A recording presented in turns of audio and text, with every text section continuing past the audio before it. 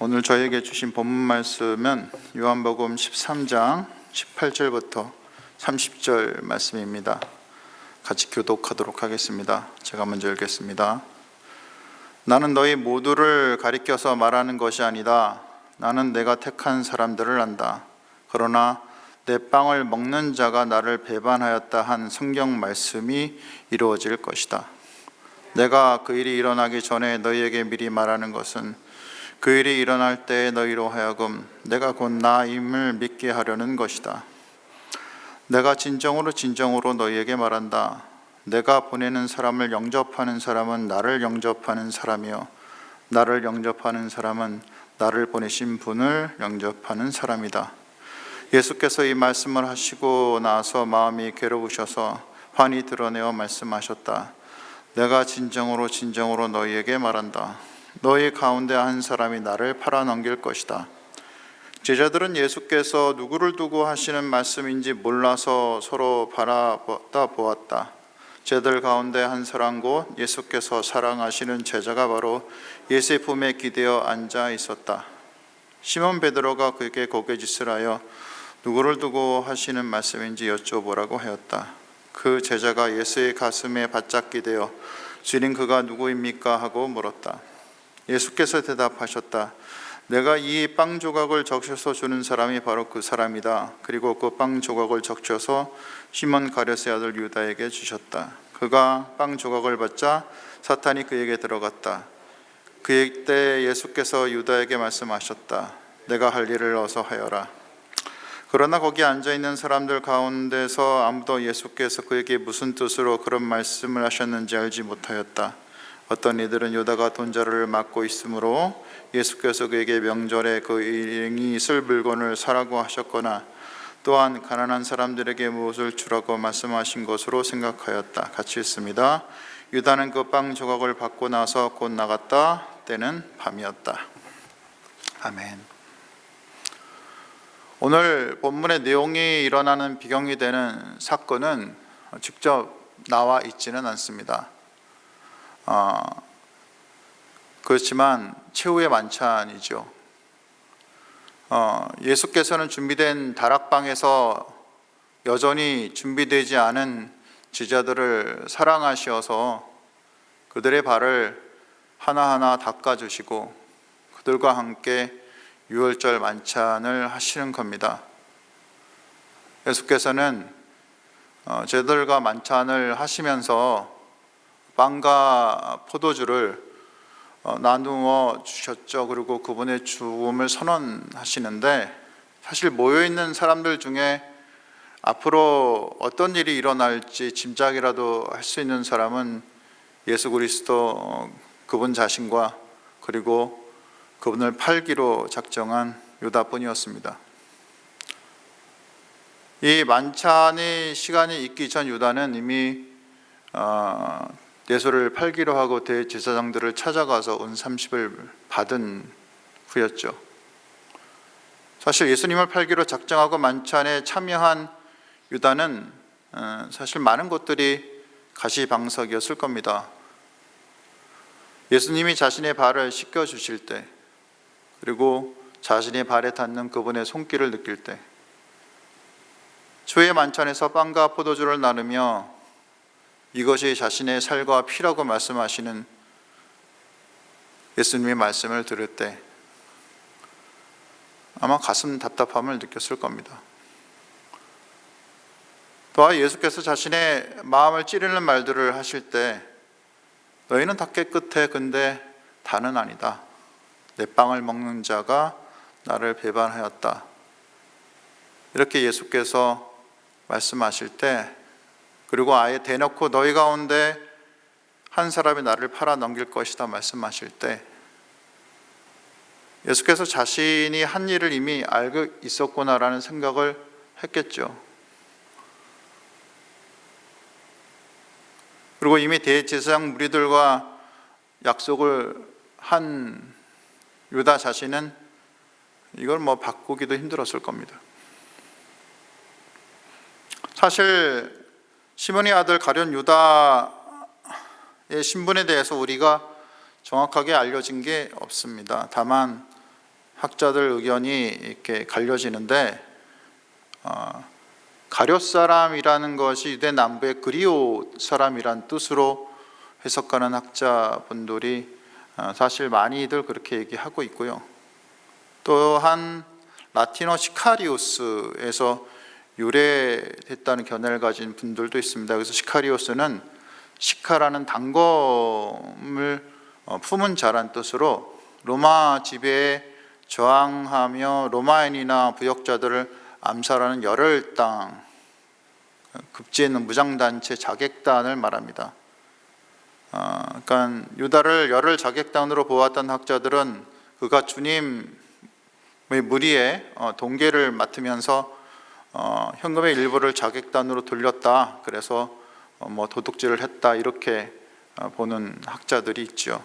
근데 만약에 유다를 나무 연부 출신의 욕심쟁이 그런 도둑으로 보기보다는 그를 열혈 당형으로 본다면 우리는 아마 생각할 수 있을 겁니다. 우리가 유다가 왜 예수를 팔았는지, 왜 예수님이 힘없이 잡혀가자 대제사장 무리에게 돈을 돌려주며 스스로 자살을 했는지에 대한 이유를 사실 우리가 설명받을 수는 있습니다. 다만 성경에서 그가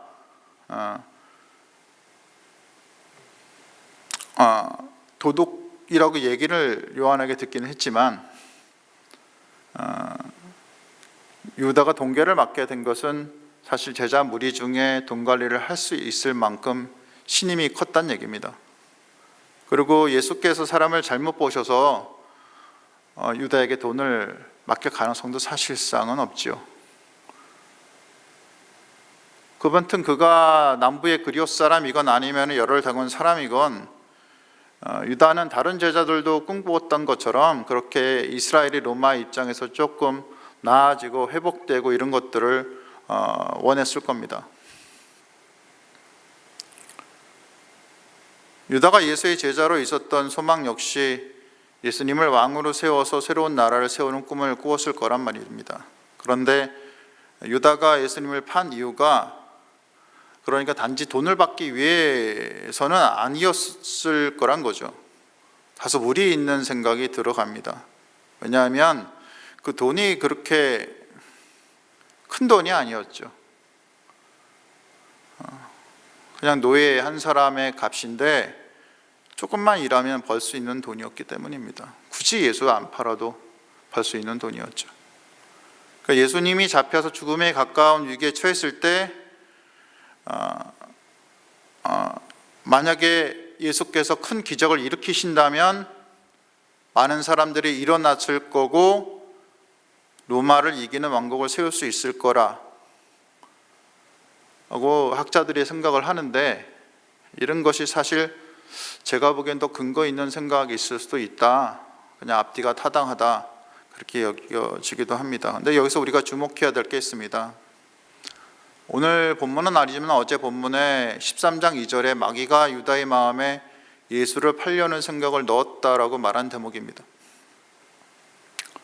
분명히 마귀가 유다의 마음에 그럴듯한 생각을 이유로 넣었을 텐데 무슨 이유를 들었을까요? 이렇게 생각을 해보면 사실 예수를 팔아서 은 30을 벌어라 이 생각보다는 예수가 팔려서 극한 상황에 몰리면 능력이 드러날 거다, 너희 이스라엘 해방이 빨리 올 거다, 그러니 너와 내 민족이 더 풍성하고 제대로된 나라를 세울 수 있을 거야 라는 생각을 넣어주진 않았을까요? 창세기 3장에서 뱀이 하와한테 넣은 생각이 그런 거죠. 너 이거 먹으면 하나님과 똑같이 될 거야, 눈이 떠질 거야. 마태복음 4장에서 사탄이 시험을 받으실 때, 예수께서 받으실 때 사탄이 넣어준 생각이 이거죠. 너 나한테 엎드리면 이 왕국을 줄 거야, 세상을 다 줄게. 그러니까 사탄의 시험도 그렇고 그 사탄이 우리한테 넣어주는 그런 것들은 너 인정받을 거야, 너 지위와 권력 생길 수 있어, 네가 좀 편해질 수 있어, 네가 지배할 수 있는 자리에 들어갈 수 있는 거야. 이런 생각을 우리한테 사탄이 넣어줄 수 있다라는 거죠. 그러니까 우리는 사실 이런 생각이 우리한테 들어오면 좀 분별해야 됩니다. 반면 유다의 생각을 알고 자신이 아끼던 제자에게 큰 실패를 예견하신 예수님의 마음은 그 제자에 대한 긍휼로 가득하신 모습을 보여주십니다. 마귀가 유다에게 예수님을 팔려를 생각을 넣어주신 것을 아신 후에 계속 유다가 깨닫고 그 생각에서 벗어나도록 도와주시려고 하시는 겁니다. 발을 씻기면서도 깨끗하지 않은 자가 있다라는 뉘앙스의 말씀을 하시고, 내 빵을 먹는 자가 나를 배반하였다라는 성경 말씀이 이루어질 것이다 말씀하시는 것은 예수님의 배려였습니다. 이 말씀이 뭡니까? 시편 41편 9절에 나오는 말씀으로 다윗이 친구의 배반으로 가슴 아파하는 그런 내용입니다. 예수께서는 이 구절을 유다가 알았을지 모르지만 이 구절을 말하시면서 가슴이 아픈 것을 말씀하신 거죠. 배신하지 말라는 겁니다. 이어서 주님의 배신의 일이 일어날 거라는 그런 어떤 생각, 주님은 그것을 아셨을 텐데 그래서 유다에게 경고를 하시는데, 다른 제자들에게는 그런 일, 즉 배신으로 인해 주님이 잡혀가는 일이 생겼을 때 너무 걱정하지 말라는 겁니다.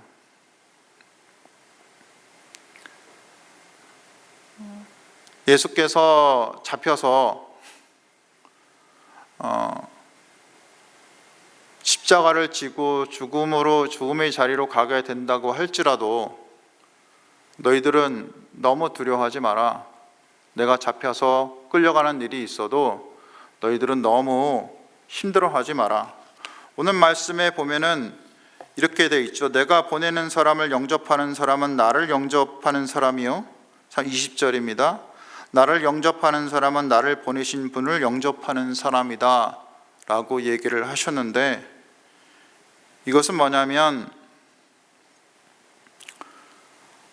내가 없어진다고 할지라도 너희들이 내가 없는 상황에서도 너희들이 나갈 때 너희들을 영접하는 거, 그렇게 하는 것들을 너희들이 경험하며 살게 될 것이다.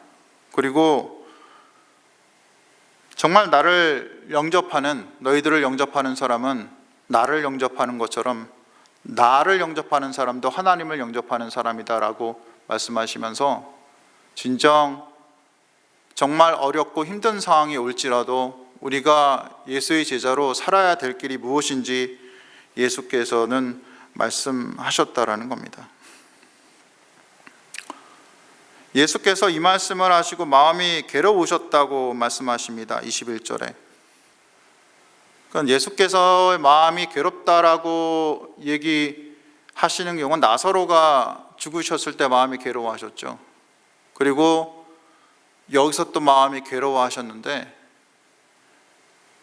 자기가 사랑하시던 제자였을 겁니다. 가룟 유다를 예수님이 처음부터 미워하고 싫어했다는 말은 성경에 나와 있지 않습니다. 모든 제자를 사랑하셨죠. 끝까지 사랑하셨죠. 끝까지 사랑하셨는데 가룟 유다가 배신하려는 생각을 갖고 있으니 너무 가슴이 아프셨던 겁니다. 그가 어떤 길을 걸어가서 죽을 것인지 알고, 예수께서 자신이 어떻게 해서 죽을 것인지 아는 것도 아시지만 자신의 죽음보다도 더 심각한 죽음의 길을 걸어가게 될 유다의 삶을 생각하니 예수님은 가슴이 아프셨습니다. 다시 또 말씀하시는 거죠. 내가 진정으로 너희에게 말하는데 너희 가운데 한 사람이 나를 팔 거야. 유다야, 제발 정신 차려.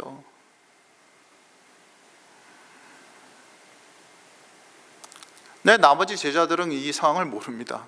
어떤 일이 일어날지. 서로 쳐다보는데 예수님의 제자 중에 한 사람이 예수의 품에 기대어 앉아 있다라고 오늘 본문 23절에 나와 있습니다. 원래 지금 6월절 다락방의 얘기입니다. 6월절 다락방에서 예수께서 제자들을 모아놓고 거기에서 발을 씻어주시고 같이 밥을 먹는데, 옛날 유대 풍습에서는 밥을 앉아서 먹지 않았습니다. 거의 들어 누워서 먹었죠. 그러니까 한쪽 팔을 기대서 한쪽 팔로 밥을 먹었는데, 이렇게 기댔을 겁니다. 이렇게 기대서 먹는데, 유다는 예수님의 오른편에서 예수님 편에 이렇게 기댔던 거죠. 예수님이 이렇게 있으면 같이. 그러니까 예수님 품에 거의 안기다시피 그렇게 누워 있을 수 있는 자리가 생길 수 있습니다. 그래서 거의 디귿자로 이렇게 제자들이 먹었는데, 그 풍습이 디귿자로 먹는 겁니다. 가운데 음식이 있고, 예수께서 이렇게 얘기하셨을 때 베드로가 물어봅니다. 베드로가 이제 의심을 품는 거죠. 눈짓을 이렇게 하면서, 요한이었을 겁니다. 이렇게 예수에게 사랑하시는 제자 요한한테 좀 물어봐, 그렇게 얘기하시는 겁니다. 그래서 요한이 물어봅니다. 바로 앞에서, 주님, 그가 누굽니까? 그러니까 예수께서 또 얘기하시죠. 내가 이 빵 조각을 적셔 주는 사람이 바로 그 사람이다 하고, 예수께서 지체 없이 가룟 유다에게 빵을 전해주시죠. 근데 가룟 유다도 그 상황을 다 알았을 겁니다. 왜냐하면 예수께서 이 자세에서 지체 없이 빵을 주려면 멀리 떨어진 제자한테는 줄 수 없거든요. 가룟 유다가 어디쯤 있었을까요? 예수 맨 편 정도 있었을 겁니다.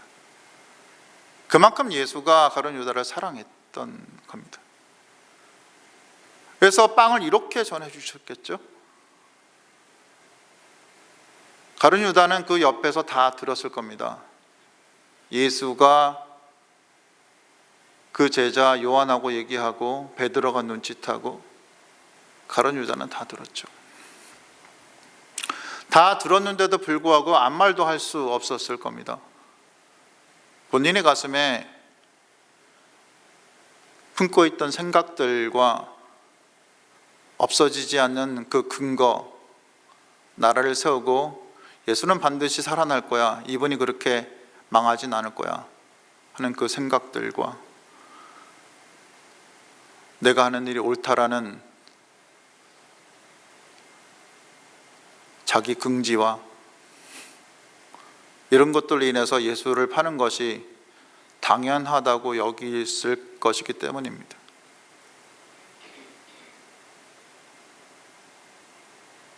우리가 살아가면서 많이 이런 생각들을 하게 되면, 내가 하는 게 맞아, 내가 하는 게 당연해, 근거를 스스로 만들죠.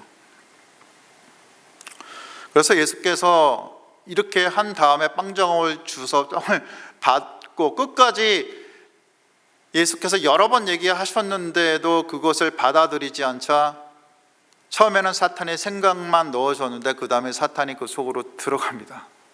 성경이 무서운 얘기를 적었는데요, 예수의 제자에게도 사탄이 들어가는 겁니다.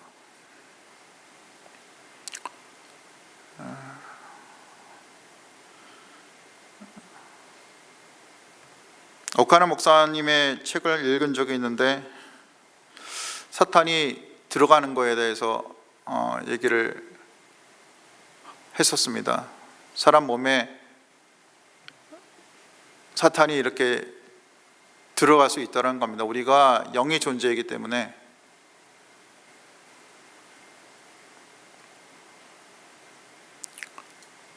성령이 들어올 수도 있지만 사탄이 들어올 수도 있다는 겁니다. 생각을 처음에 넣는 것을 우리가 제대로 거부하지 않고 그것들을 받아들이고 한다면 어느 순간 우리가 사탄의 생각대로 움직이는 사람이 되고, 결국에 사탄의 지배에 따라서, 물론 우리가 성령 안에서 살아가는 사람이기 때문에 그렇게 되기는 쉽지는 않은데, 정말 우리가 조심해야 될 것은 뭐냐면, 우리가 우리의 생각들을 분별하고 우리가 살아가는 것이 성령의 생각에 따라서 살아가는지 아니면 악한 영의 생각에 따라서 살아가는지, 내 욕심에서 드러나오는 것이 도대체 어떤 근거를 갖고 있는지, 내 행동의 근거의 끝이 도대체 목적이 무엇인지, 높아지려고 하는 건지, 남을 지배하려고 하는 건지, 아니면 내가 낮아지려고 하는 건지, 예수 제자의 길을 걸어가려고 하는 건지, 그것들을 분별하는 것이 필요하다는 겁니다.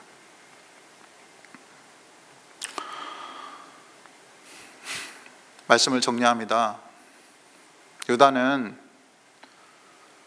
정말 자신의 생각이라고 생각했지만, 그는 아마 그렇게 생각했을 겁니다. 이게 맞아, 내 생각이야, 내 생각이 맞아. 그렇지만 실은 자신의 생각이 아니라 사탄이 그에게 생각을 넣어주었다라는 거죠. 우리는 이거를 분별할 줄 아는 삶을 살아야 됩니다. 내 생각일 수 있습니다. 하지만 영으로 들어오는 생각이 있을 수 있다는 겁니다. 그 생각이 뭐냐면, 아담을 유혹하였던 사탄이, 예수를 광야에서 유혹하였던 사탄이 내게 넣어준 생각의 핵심이 뭐냐? 내가 높아지는 겁니다. 내가 중심이 되는 겁니다.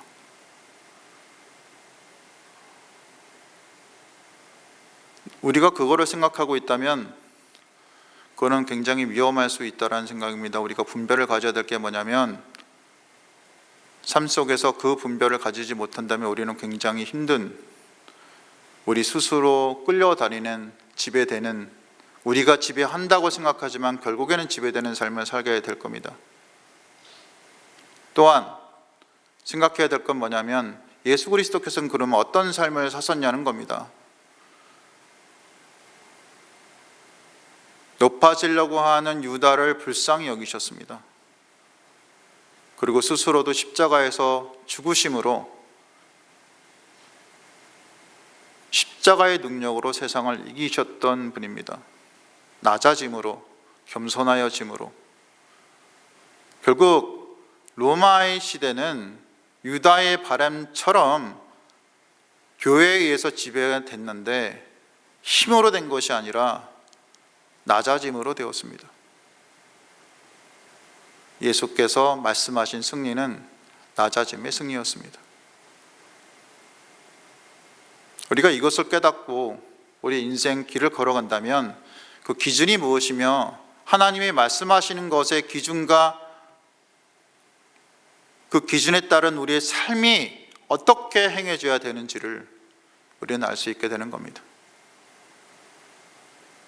이 말씀을 들으신 모든 분들이 이것을 알고 그 기준에 따라서 살아가는, 예수의 기준에 따라서 겸손히 우리의 인생길을 걸어가는 자들이 다 될 수 있도록 그렇게 축원드립니다. 말씀을 생각하면서 기도하시겠습니다. 하나님께서 원하시는 것이 무엇이며 우리에게 주어지는 하나님의 생각이 무엇인지 알고 생각했으면 합니다. 알고 살아가셨으면 좋겠습니다.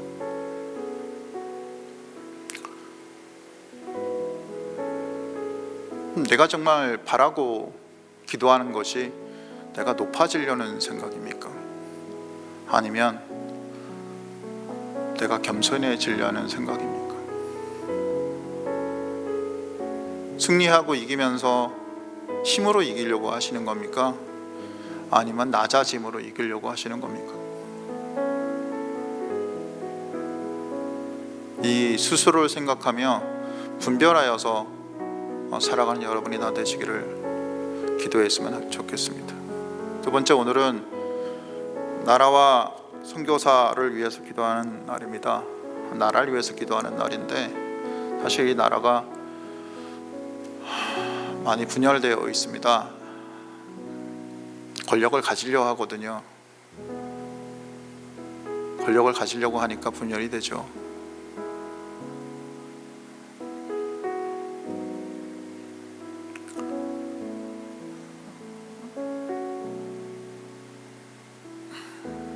좀 내려놓고 살아가며 우리 그리스도인들이 참 이렇게 모습을 보여줌으로 참 섬기는 그러한 정치가 되고 사회가 됐으면 좋겠습니다. 다들 높아지려고 하고 다들 많이 가지려고 하고, 그러니 분열될 수밖에 없고 날카로워질 수밖에 없고 피가 날 수밖에 없는 사회를 걸어가는 것이 우리입니다. 이런 것들을 우리가 좀 포용하고 껴안으면서 우리 그리스도인의 삶을 살아가는 저희들이 될 수 있도록 기도했으면 좋겠습니다. 이렇게 기도하신 후에 개인 기도하고 들어가시면 되겠습니다. 함께 기도하시겠습니다.